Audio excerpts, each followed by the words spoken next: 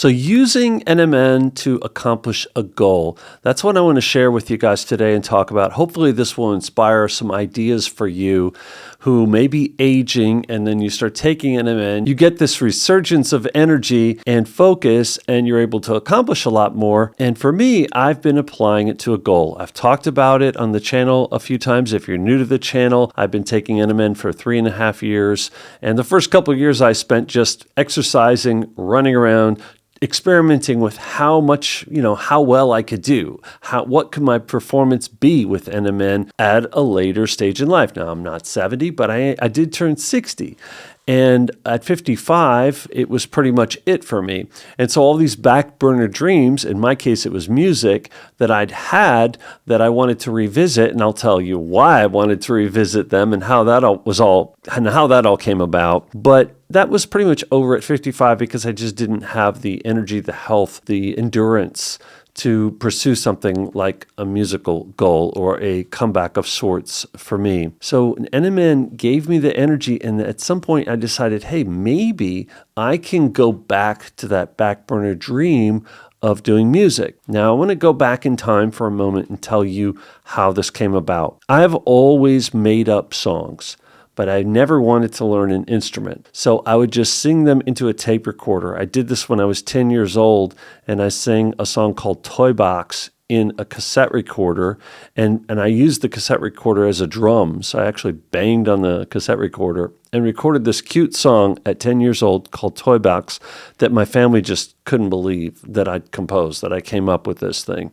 So I always had a knack for just putting together songs, even without musical training. And we had a piano around the house, but, I kind of taught myself to noodle around with it, but never really took piano lessons. But I used to make up complete songs in my head. In my teens, I would lay down for bed at night and I'd make up my own top 10 to put myself asleep. So I was really, I guess, prolific in the sense that I could come up with a lot of things. They weren't great. They weren't all like as good as Toy Box was back when I was 10, but there were some nice, to my mind, I had ideas that were valid, and I always intended to start recording music. So at 18, I joined the Air Force, and as soon as I got some money together, I started buying a synthesizer, drum machine, a cassette recorder, microphone, a little delay box, a little effects box, and I started immediately, like the first day, started recording rudimentary songs. And this just went on for a few years, the entire time I was in the Air Force. In fact, I was going back and forth working in a weather station to the barracks or my apartment at the time in Germany, because I ended up getting stationed in Germany, and I started recording songs. And they weren't great. I played them for people. I thought I had something there, but they weren't great. But people would humor me, they'd listen, and sometimes I'd have something that was catchy and surprise, my coworkers with it. So I was making progress, but what I needed, I felt, was more equipment, more elaborate equipment. So I took out a pretty big loan and I built a bigger home studio. And that technical capability of having a studio allowed me to start making better sounding tracks. And the first one I made, I'll play a little clip in the background. It's called Street People.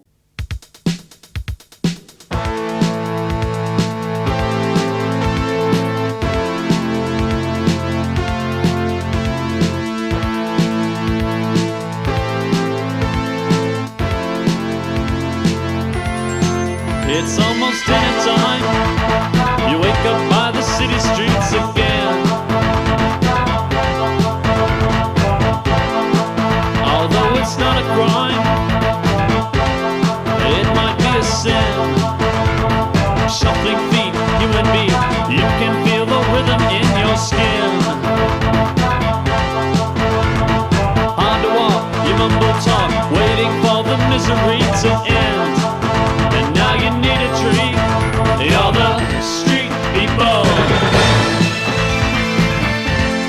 living in the streets. You're the street people, kind we hate to see, we just turn our heads.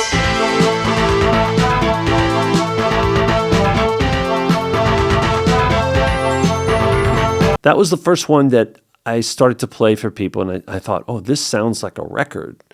This actually sounds like something.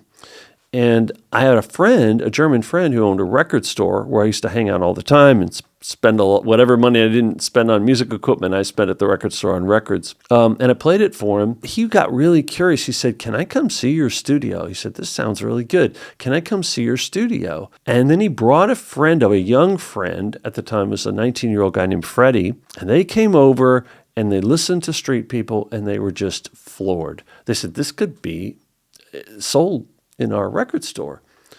And that was kind of the plan. We were going to release Street People. That was going to be the first record that I was going to make. And Freddie, was interested. He was 19. He said, I'll help you with this. So I said, "Well, you're in the band." He didn't even play music instruments. But I just said, "You're in the band. You'll stand up there. You'll do something." And we started hanging out, and I kept writing. I don't know if it was because we needed more songs, or I felt like it wasn't good enough yet, but we were just I was always writing ideas and always recording. So after a couple weeks, we went out to a discotheque, and I think I had one beer and a song played on the dance floor. Everybody came to the dance floor. It was only a kick drum with a gated reverb. And that was it. It was just calling everybody to the dance floor. I said, "I'll start a new song with that kick drum, and then I'll slowly build it from there. And I think I can get people on the dance floor with this approach." And it absolutely worked. Unbeknownst to me, and I'll make a long story a little bit shorter, the song blew up in our area. We released it on a record. It was a B-side because I had already written some more songs that I thought were better, but the song Much Better was the song that everybody wanted to dance to and wanted to hear. And it started to get popular at this local discotheque, and they started to sell them. We pressed copies ourselves at first, and then a label picked it up. But around that time that we were just getting the records, like a schmuck, I returned to the U.S. I basically was having problems in my marriage and didn't want to stay. And I'd gotten out of the Air Force, and I said, "Well, I'll just go back in the U.S. and chase some money. I'll get a job, and I'll work with my dad, and I'll go sell stuff, and I'll make more money, and I'll put that back into the music." But that ended up probably being a big error on my part. And what happened was the song was big for about 6 months in the local region, and then it fizzled out. And they were ready for the next song, and I didn't have a next song. And by the time I released the next song, a song called Place in France, it was like a year and a half later, almost 2 years later, they had moved on. My little audience had moved on. Well, unbeknownst to me, with the label that picked up, Much Better, got it to South America. They got it to Argentina, and a DJ discovered it. I'm not going to get into that whole story because we're talking to two different companies about making a documentary to tell that story with the hundreds of DJs down there that loved that song and collected it, mostly bootleg copies. And there was a reason that they had to bootleg it because it just wasn't available really to them in mass. That's the crazy story that I'll get into more later. Suffice to say, that song is still popular after 35 years in Argentina.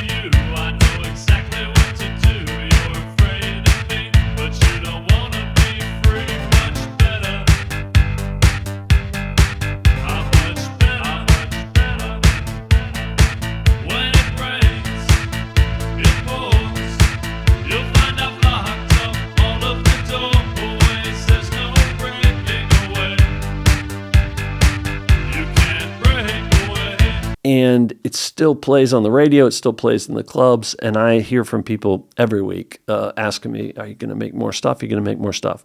So, and back to NMN.